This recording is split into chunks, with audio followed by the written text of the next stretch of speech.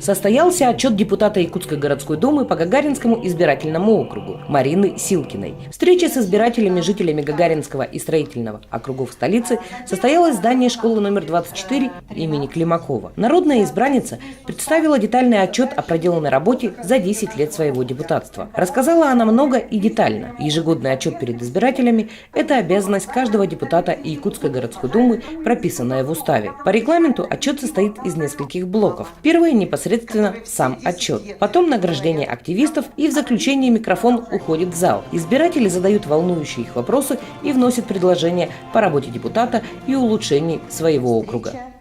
Как правило, на отчете жители дают оценку своему избраннику. Поддержать Марину Силкину собралось порядка 300 человек. Самым главным гостем отчета стала ее мама. Марина Силкина объявила о намерении участвовать в предварительном голосовании праймерис среди кандидатов в депутаты от Якутского регионального отделения партии «Единая Россия» в Государственное собрание Илтумен Республики Саха-Якутия. Избиратели Гагаринского округа встретили намерение своего депутата с одобрением и выразили ей полное доверие, единогласно утвердив отчет по итогам проделанной работы.